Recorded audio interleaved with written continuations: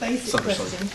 I didn't understand a bit about slates and the election. That was a term I wasn't familiar with. Okay, the slate method it's a very old electioneering method in that you create two lists basically. The young people will say, I propose such and such person, Joe, to undertake the role of president.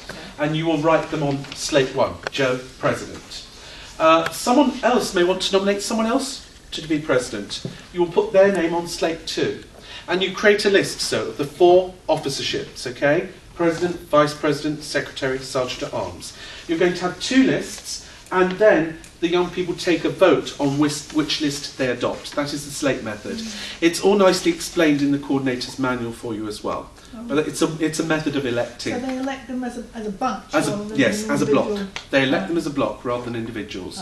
But as I did say, make sure that young people know that there is a second chance coming up in session 4 as well. Just 3 quick ones. I'm not clear about the age group. Right. I'm not clear 2 more. Length of session and frequencies. Right, here we come. So age group, this is really aimed at teenagers. So anywhere from, I would say, yes, 11 is fine. 11 to 17, 18. These are young people who can't normally come into one of our regular Toastmasters clubs. Toastmasters starts at the age of 18. So you're looking really at the teenage group and just a little before. Session frequency depends upon your timing. How much time have you got?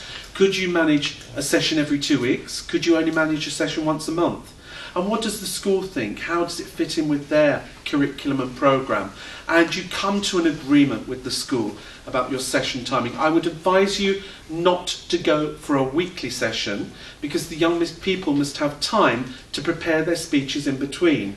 And I think that some people may do it that way, it may work depending on the group, but I do think they need time to prepare a speech. You know yourselves, if you've got a speech booked in, you'll be looking at it maybe over a period of 2 or 3 weeks even. So fortnightly is good, monthly is good. And how long is each session? Session timing. Right, again this will depend on the number of people in your group, the number of young people. My sessions I think I ran for an hour and 10 minutes, an hour and 15. I think that's quite a comfortable length. I wouldn't go sort of to 2 hours without some sort of break in the middle, preferably, because I do think there needs to be a breather. But certainly an hour and 10 minutes, an hour and 15 is a good session time. If you've got about 15 young people in your group, you should get through all the material within the time allotted over the sessions. Thank you. How do you get hold of them, Joe? Is that off the Toastmasters website, and is there anywhere you can sort of read what your material is about before you commit to anything? Here we come. Right. First thing to tell you is that as a district we are writing to Toastmasters headquarters to ask them to offer us a free download of the coordinator's manual so that you can consult in advance. What I've done for you tonight is actually condense some of the coordinator's manual in this youth leadership session handout so that you have an idea of what goes on. But basically you would need to, for the moment until things change, you would need to purchase the manual in the toastmasters.org shop. And then you'll be able to see it, or alternatively you can contact me and I will try to see that you get to look at a manual in advance, okay, for the moment. Yes?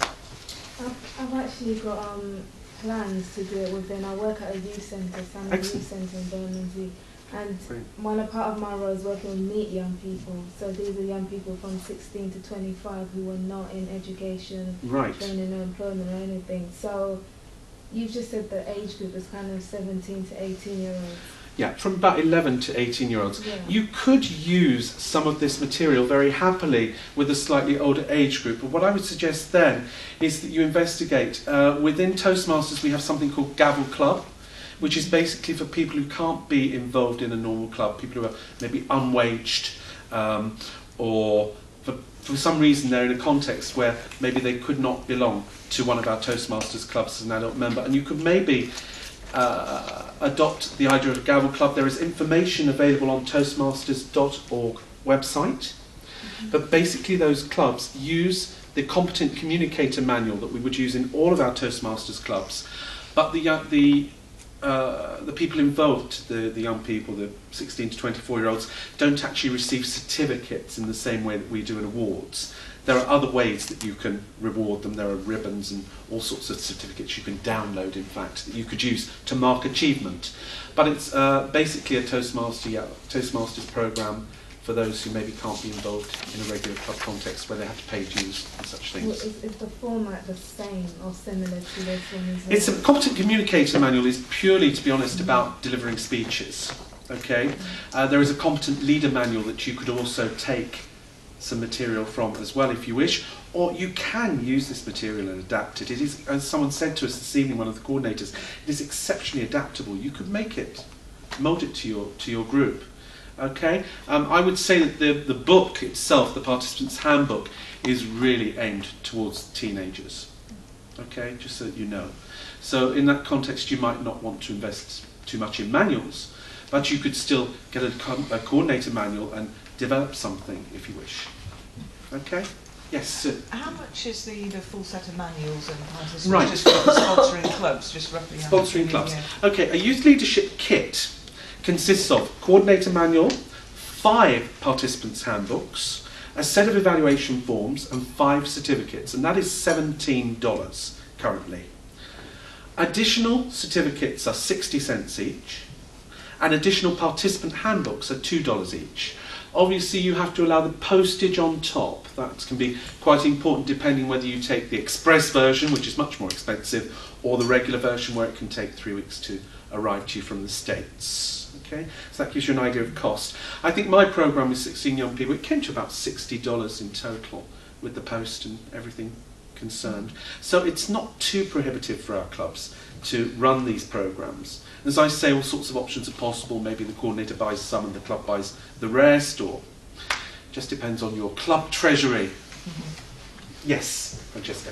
Can you use this opportunity as a project for the competent leadership manual?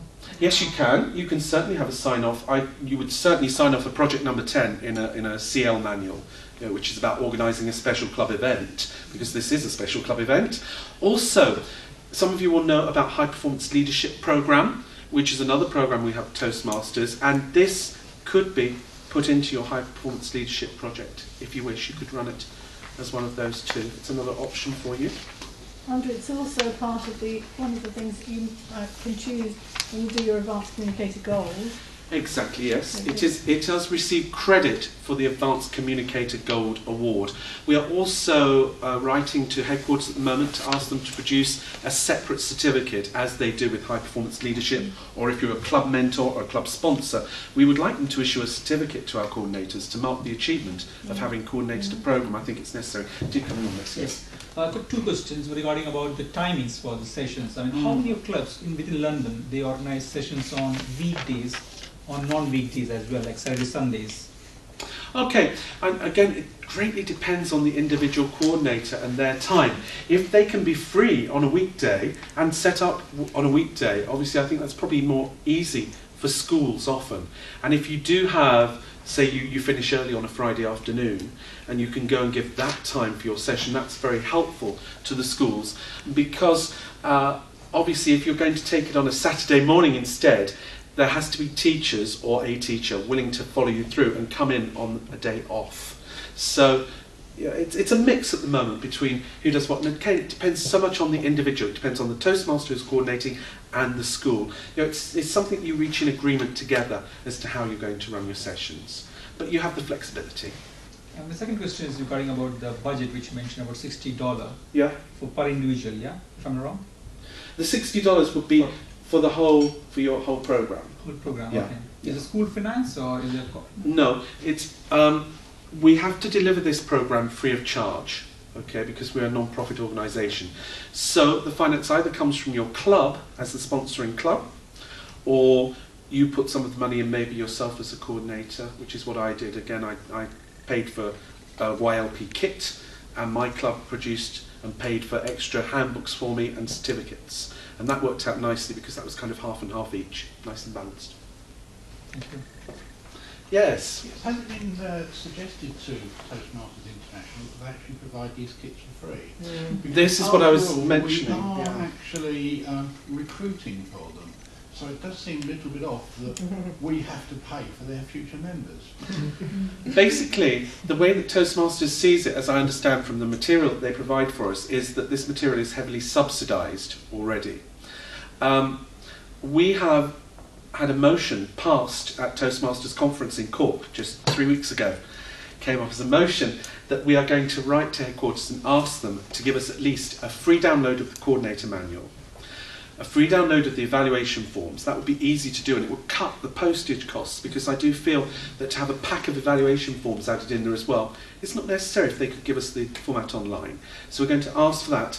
I don't know how far we get with the download of the participants' manuals, but in any case, I feel that this is the souvenir for the young people after their programme. It's something that they can look at in the future. They see what they've done, it reminds them of things, so I'd like them really to have their booklets and their real certificates from headquarters if possible. But certainly the coordinator manual, I would be right behind the idea of that being available for free download to us, because I think it would help people who are interested in the programme to look at the material, as you mentioned. I'm a little surprised you said that people don't have to have a CRB in order to do this. No, because you're working always under the guidance of a qualified teacher or youth leader. If a teacher cannot be at your session, then you simply postpone the session and you put it on another date, okay? I'm all in favour, and I'm encouraging people gradually to pick up the CRB checks, which you can do. You go online, you fill in the forms, you pay the fee, because I think it will be very good for us as Toastmasters to have lots of CRB checked people for the expansion of this work in the future. But for the moment, as we're starting off and we're going into the schools, we explain to the schools very clearly when we go and see the head, you know, our people come from other backgrounds, they're not necessarily used to working in young people contexts. Therefore, there must be a qualified member of staff there all the time. And I don't think that poses a problem. It's Robin coming on that. No, none at all. It just did require somebody to be every session. As it happened, I was teaching at the times you came in, so I skipped a few lessons and had cover provided, which was jolly generous. But then other teachers who were available came in to fill in on after. That's right. And that was absolutely vital, because without their presence, you wouldn't have been allowed through the door. Yeah, if you think that you're really going in to model these techniques and to encourage, you could look at it as, if you like, it's like parents going in to help out with a school event or a fete or a school play. In those sort of situations, you know, the staff are in charge, you know, and you're there to help out. So the CRB is not absolutely necessary, but it would be nice if more people pick it up. Question on CRB, how often does it have to be redone? The Youth Leadership Programme. The CRB. Oh, the CRB. I have a lot of talk about. Yeah, I believe the CRB now has to be renewed yearly, doesn't it? Is it yearly now? 3 years. Someone was saying, is it 3 yearly? 3 yearly maybe, yeah. You only have to get another one if you go to a different school. Right. For each place you go to, wherever you're working, you have to get one. Yeah, you need So if you're working at a hospital and you have a CRB, and then you go to work at a school, you have to get another CRB. You have to get another one. It's a dark Change system. over. But again, you know, it's not for us here this evening. It's not a huge issue, because we can operate this program without it at the moment. But it's just that I would like to have certainly on hand a lot of Toastmasters who have the CRB check, because it will enable us also to expand out. Some folks are already talking to me about the founding of Gavel clubs, which would be very useful for some of our youth leadership graduates. You know, the young people finish the programme and they're desperate to continue. Obviously, if you're going to rerun the programme, then you're going to rerun the programme with another lot of young people. So to be able to set up maybe some clubs of our own, where young people can come, or parents can drop off the young people, and we can do Toastmaster activities, would be very good, but we do need CRB check staff for that. Yeah, I'm just wondering, how do you ensure quality control? I mean, at the end of the day, you're issuing persons a manual, this is the guidelines, going to the school, bye-bye. I mean, are there any quality control? Right, okay. Actually, part of the quality control is what we've done tonight, which is that I've been able to address you all and explain a little bit about the programme to you, and you've heard from people and you've picked up all sorts of tips. So that's already a form of quality control. I have confidence, I mean, the people that come towards me to coordinate these programmes, I have confidence in them that they can go and operate the programme, because basically it's not a lot different to what you do in your average Toastmaster meeting. It's just you're taking it into a young person context. So I think the fact that we're all members of clubs and we're all involved in good clubs and that we have a high level of achievement in our clubs already is a form of quality control itself. If there were any issues, well, they would be referred up to the division representatives, who would then maybe refer it up to me if they need to, and we would take the issues one by one. But we've been very fortunate in that, as far as I know, within UK or Ireland, everything is run extremely smoothly on these programmes. And I think just by having the opportunity to brief you all a little bit tonight, that in itself is partially the quality control that we need. Yeah, did someone else have one? My last question is that regarding about the contest, like we got Toastmaster, we got a different contest, area contest, district contest. Do you have any contest on this? I mean, obviously it's long ago for me actually to decide on this, but just want to know about whether you got any contest for. Right. I happen to choose to have contests in my, or the young people chose to have contests in my party session. That was their choice. There isn't officially within the manual a contest, okay? But you can do it if the young people want to and if you like. But it's not obligatory in any way. It just depends on the group that you have. You need to be adaptable to the young people, do what's comfortable to them. You know, sometimes you've got a load of young people that are really chomping at the bit to get out there and they want to do a competitive situation, so why not let them if that's what they want to do? But it's not an obligatory situation, no. However, as Robin was saying, the young people who participate in our programmes often go off then in their borough speech contests, or maybe Jack Petchy is another speech contest that's well known to many of us here, and they will then go off and compete on behalf of their schools in their areas in that direction, yes. Have we done primary schools? Primary schools, good question, thank you for that. Primary schools, now I have started to adapt some of this material for primary schools. Eventually I will offer that to Toastmasters headquarters. What I've done for the moment is produce some tips of how you could use the programme. There is no point in delivering this manual to primary school children. It's pitched much above their reading age, okay? However, you could take the coordinator manual and you could work some of the exercises and things that are suggested. You would take shorter timings for prepared speeches. Maybe you're going to a 2-minute prepared speech rather than a 5. Table topics can be shorter, 60 seconds or even less if you wish. Just adjust timings, and again, the programme is quite, you can manipulate this programme as you wish. It's possible to do. If you decide to set up in a primary school, I'd like to know about it though, because I'd like to be able to send you my list of tips, okay?